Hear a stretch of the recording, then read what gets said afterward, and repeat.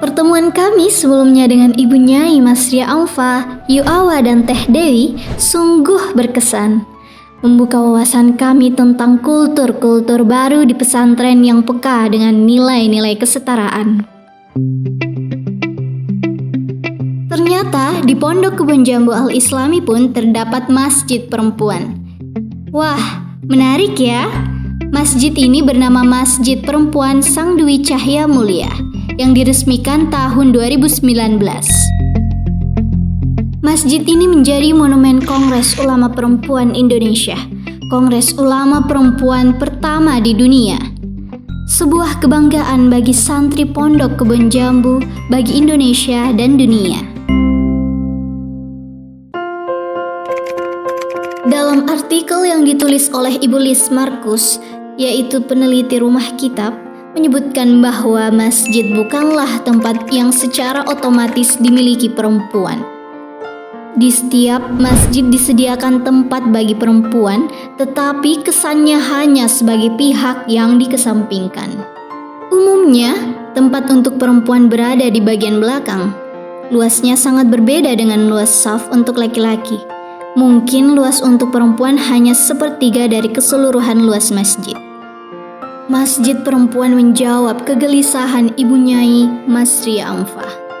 Beliau menginginkan perempuan memiliki masjid, bukan lagi musolah atau tajuk perempuan. Kini Ibu Nyai rutin memimpin ibadah dan pengajian di masjid perempuan ini. Kami berjumpa dengan Yuseli Rahma atau Yuseli panggilan akrab para santri. Yuseli adalah menantu Ibu Nyai Mas Ria Amfa yang juga menjadi pengurus Pondok Kebon Jambu.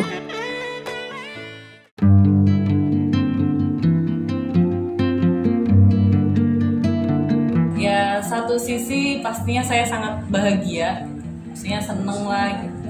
Tapi satu sisi juga mungkin ada beban juga gitu. Karena pasti pandangan orang itu, wah menantunya nih atau anaknya nih pasti kan kayaknya bakal sama nih kayak ibunya, cuman kan kadang setiap orang beda-beda. Cuman dari perasaan-perasaan yang seperti itu saya ambil sisi positifnya, bahwa justru kondisi-kondisi seperti itu harus memotivasi saya. Namanya juga saya berarti harus berpikir positif, bahwa ibu aja bisa, berarti saya juga harus bisa gitu.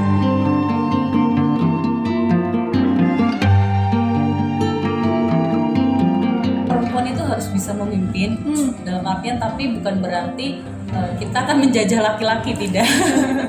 Karena ya saya lihat aja ya, maksudnya dalam beberapa kayak organisasi apa ya, emang harus ada istilahnya sentuhan dari perempuan gitu, karena perempuan itu lebih teliti menurut saya. Jadi kadang ada yang istilahnya dari laki-laki ya butuh ada sentuhan dari perempuannya. Dalam arti sentuhan tuh ya ikut campur ya, terus tanda ikut campur. Saya lihat dari ibu bahwa ibu bisa mimpin seperti ini, berarti saya bisa. Teman ya itu bukan berarti ketika ada istilah kepemimpinan perempuan terus perempuan yang di depan, perempuan yang istilahnya yang lebih tinggi, enggak. Dalam artian kita juga perempuan tuh bisa mimpin kayak laki-laki gitu aja.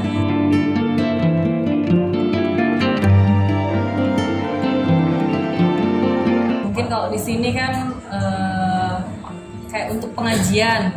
Nah, pengajian itu kita untuk laki-laki dan perempuan berapa pengajian itu kita bareng. Dalam artian secara tidak langsung kan informasi atau ilmu yang didapat antara laki-laki dan perempuan itu ya sama gitu. Jadi nggak ada laki-laki sih harus ngajinya ini, nanti perempuan sih nggak boleh ngaji ini, enggak. Jadi istilahnya kita ada beberapa pengajian yang laki-laki dan perempuan itu dalam satu majelis, tapi ya tetap ada hijab ya atau ada satir, yang mana berarti secara tidak langsung yaitu bahwa informasi yang didapat dari santri laki-laki dan santri perempuan itu ya sama, ilmu yang didapat untuk santri laki-laki dan perempuan juga itu sama. Jadi seperti itu.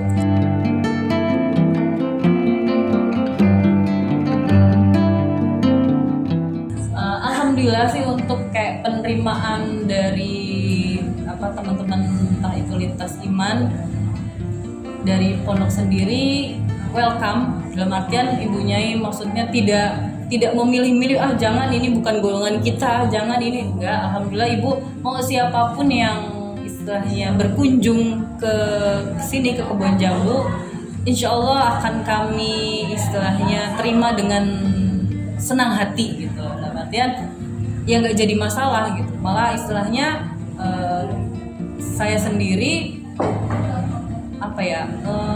untuk teman-teman yang kayak lintas iman itu ya nggak jadi masalah gitu, karena ya kita sama kok, hanya mungkin keyakinan kita saja yang berbeda gitu, tapi kita sama-sama manusia, kita sama-sama istilahnya ciptaan Tuhan gitu, nggak ada yang membedakan kita gitu. Jadi nggak usah yang fanatik janganlah ini mah, enggak. Alhamdulillah kita di sini juga maksudnya dari ibunya sendiri pastinya welcome sekali, dan akhirnya ke anak-anak juga ya mereka nggak yang gimana-gimana, dan alhamdulillah dari wali santri pun nggak ada yang komplain jangan mondok di sini karena di Kebon Jambu itu tamu non muslim juga masuk semua Belum lama ini kan kita alhamdulillah kedatangan saudara kita dari Hindu, dan mereka juga berkeliling di pesantren gitu. Jadi ya nggak jadi masalah sih untuk masalah hubungan dengan lintas iman.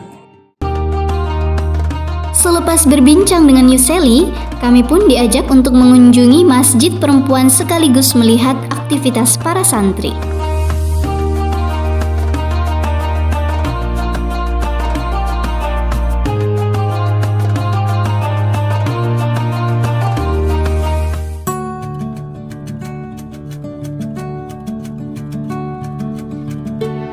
Untuk aktivitas santri di Masjid Sang Dwi Cahya selama Ramadan, di samping digunakan untuk sholat berjamaah, juga digunakan untuk pasaran pengajian, juga kegiatan yang lain seperti tadarus, kemudian zikir ya, majlis zikir, rotiban, dan buka bersama.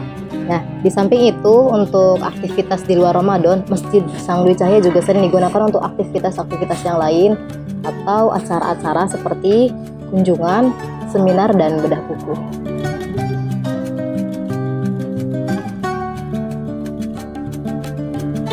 Ya, alhamdulillah saya pribadi sangat merasa bahagia. Karena apa? Karena yang biasanya kalau kita ke masjid-masjid itu kan perempuan hanya diberikan sedikit space, kadang di pojokan, dan itu benar-benar kayak tidak memenuhi untuk perempuan, yang kita untuk pakai mukena saja harus buka kerudung dan lain sebagainya gitu. Dan saat kita melihat masjid ini, kita dibangunkan masjid ini, itu semakin meyakinkan saya, semakin membuka mata saya bahwa oh iya ya, ternyata perempuan dan laki-laki punya hak yang sama untuk memanfaatkan tempat ibadah. Selain menikmati berbagai bangunan dan kegiatan santri, salah satu dari kami mengobrol dengan Nida Khalifah yang pernah menjadi ketua pengurus di Asrama Putri. Ia juga aktif dalam isu-isu gender dalam pandangan Islam.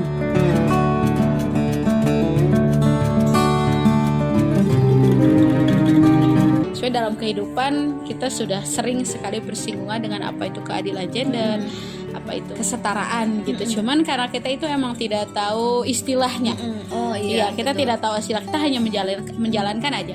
Kita juga pengen dianggap ada, kita pengen bisa bersuara, kita bisa hak berpendidikan yang sama, hak berpendapat juga sama dengan laki-laki terutama gitu kan. Karena gimana pun juga kita hidup bersinggungan dengan laki-laki juga kan. Di sini ada putra, ada juga putri. Ketika lomba dengan laki-laki pasti ada dong rasa kita tuh pengen juara juga, kita juga pengen bisa seperti mereka. Nah itu kan berarti kesadaran untuk menumbuhkan kesetaraan itu ada, hanya saja tidak tahu bahwa itu teorinya tuh namanya gender gitu. Tidak tahu bahwa itu tuh gender, tapi secara tidak langsung mereka sudah bersinggungan dengan hal itu dalam kehidupan mereka sehari-hari.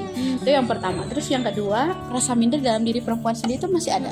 Iya, karena jadi kita udah terbiasa insecure, terbiasa nomor 2 biasa gitu nomor 2. Jadi kalau saya sendiri, karena di sini sudah sering digemborkan dengan namanya kesetaraan tapi terkadang dari perempuannya sendiri belum mau tergugah. Itu. Selanjutnya dari persinggungan ya, persinggungan dengan laki-laki, dan itu mungkin ya yang saya rasa lumayan menguras tenaga, menguras gitu kan. Karena memang tidak semua santri putra mungkin mengenal hal ini gitu kan, dan yang mungkin yang mereka pelajari di dalam konteks sapunin dan sebagainya bahwa perempuan itu ya seperti itu kodratnya gitu kan. Nanti kodratnya perempuan nanti di dapur harus tidak boleh melebihi laki-laki seperti itu. Di malam hari, kami menuju kafe Kebon Jambu. Di kafe ini, para keluarga kiai biasa ngopi dan mengobrol. Di kafe, kami berjanji untuk bertemu dengan Hilya, salah satu pengajar pondok pesantren Kebon Jambu. Hilya juga merupakan alumni dari Ma'had Ali Kebon Jambu, universitas berbasis pesantren yang didirikan oleh Kemenak. Menariknya, Ma'had Ali Kebon Jambu ini fokus pada isu perempuan. Hilya sendiri merupakan salah satu murid berprestasi di Ma'had Ali. Ia bahkan sudah menerbitkan sebuah buku berjudul Santriwati Berbicara.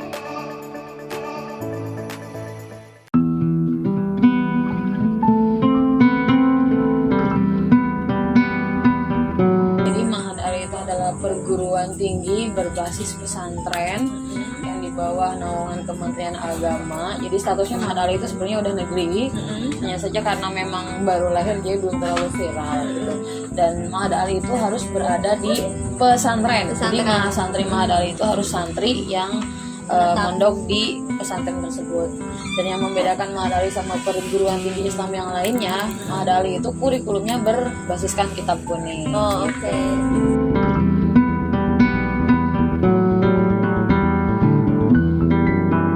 Sebenarnya yang paling utama yang diajarkan di Ma'had Ali Kebon Jambu itu adalah perspektif.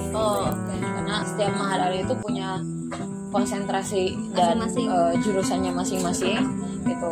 Takhusus ya kalau bahasanya. Mungkin kalau di perguruan tinggi itu bahasanya fakultas, tapi kalau di Ma'had Ali itu bahasanya takhusus. Nah, kebetulan di Ma'had Ali Kebon Jambu ini yang takhusus yang diambil adalah takhusus fikih dan usul fikih wa usuluhu. Dengan konsentrasinya kita ke ahwalus syakhsiyah. Ahwalus syakhsiyah itu adalah hukum keluarga Islam, tapi dengan perspektif kesetaraan dan keadilan gender.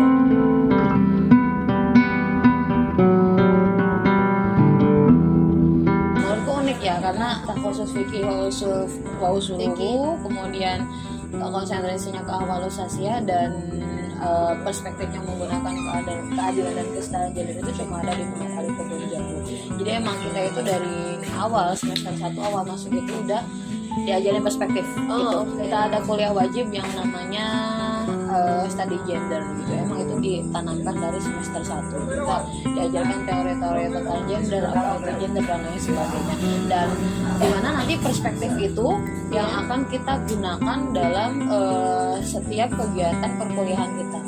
Oke. Jadi perspektif gender itu kayak kacamata gitu ya, dipakai dalam berbagai perkuliahan. Jadi itu yang jadi kacamata utama kita.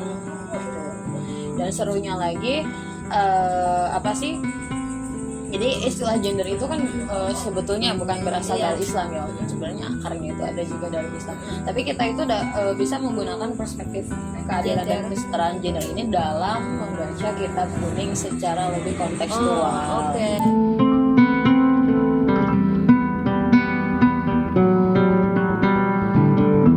Ya sebenarnya kalau perubahan itu kan sebenarnya berawal dari cara pandang sih.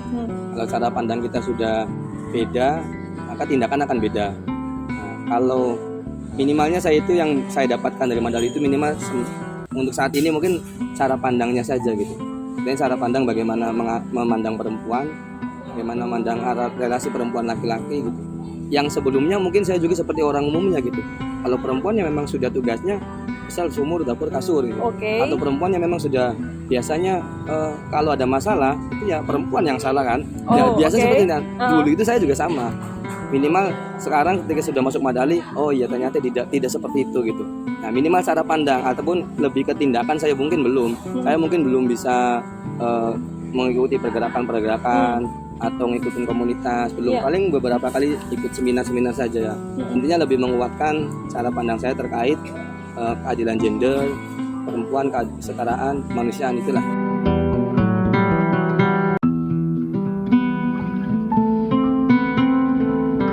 Kalau saya sih sebenarnya nggak terlalu fanatik. Karena menurut saya fanatik itu tidak baik. Walaupun padahal kebaikan.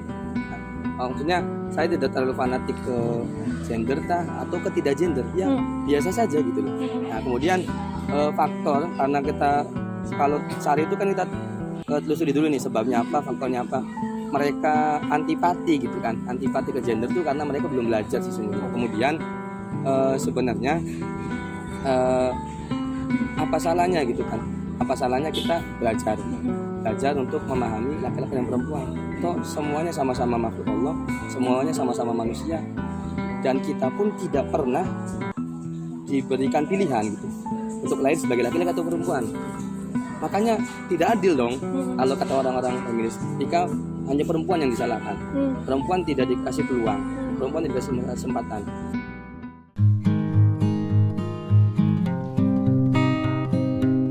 Ibu Masria Amfah, perempuan yang terlahir dari kultur tradisional pesantren. Tentu tidak mudah baginya mendobrak tatanan budaya yang seringkali sadar atau tidak sadar mendiskriminasi perempuan. Tapi keyakinannya pada Allah yang Maha Adil membuatnya bergerak, memperbolehkan siapapun hadir di pesantren, memberikan legitimasi perempuan, juga membangun simbol kesetaraannya melalui masjid perempuan. Ada banyak masjid yang mengatasnamakan perempuan. Masjid Cud Mutia, Masjid Cunyadin, dan banyak tak terhitung lagi. Tapi bisa dihitung masjid yang memberikan legitimasi kesetaraan manusia di depan Sang Khalik. Masjid yang bukan menjadikan perempuan sekedar lambang, tapi juga membuka akses pengetahuan bagi perempuan, memberikan fasilitas khusus bagi yang membutuhkan, dan menjadi tempat mengadu bagi semua. Dan masjid perempuan yang dibangun oleh Nyai Haja Masria Amfah menjadi salah satunya.